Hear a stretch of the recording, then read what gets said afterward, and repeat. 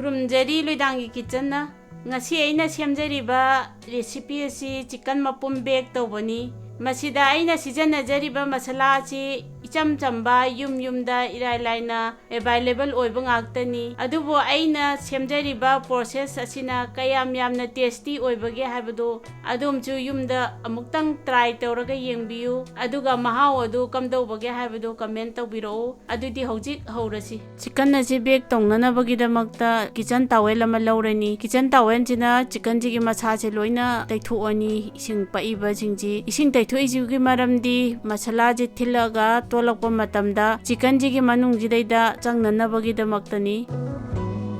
hauji chicken ji taithokpa loire mixing bowl ama lawrasi thum chamasama thum je adongi taste ki matung ile morok chamasama gunmaris jira takhaiba chamasama haldi chamas tangkhai ama thau chamas ahum nimbu amagi mahi si hana mix phajana tawbiro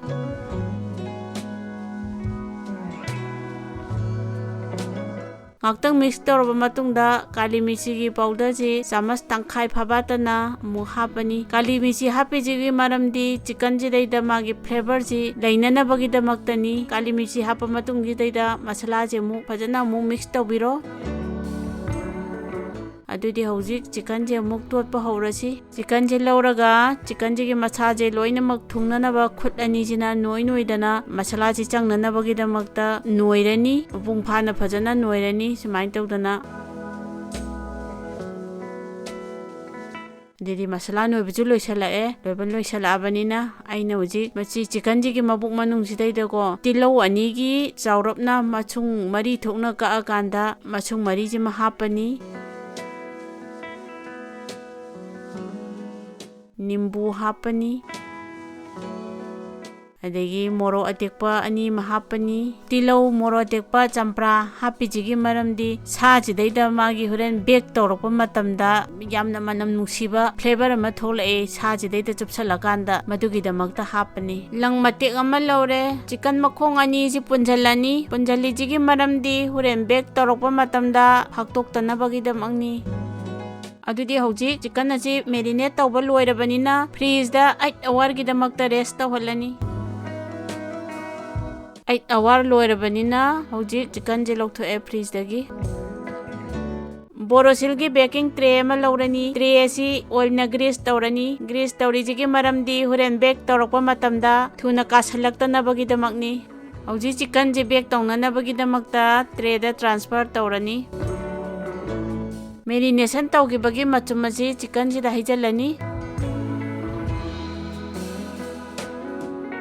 hauji oven ji preheat tawrani preheat convection gi button da namani degree set tawrani 180 degree da 3 minute ki damakta preheat tawrani start button namasi preheat loire adudi hauji chicken ji bake tawnana bagi damakta oven manungda thamani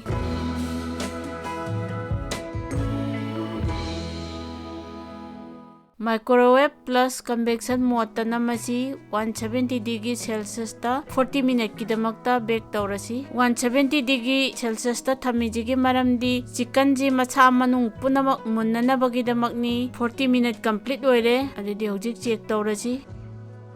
wow yam thim phajare mathak thangbajidi dum mathak makha ongtang onthoga makha thangba saruksi mu munnana ba tawrasi mathak thangba saruksi deida oil kitang grease tawramani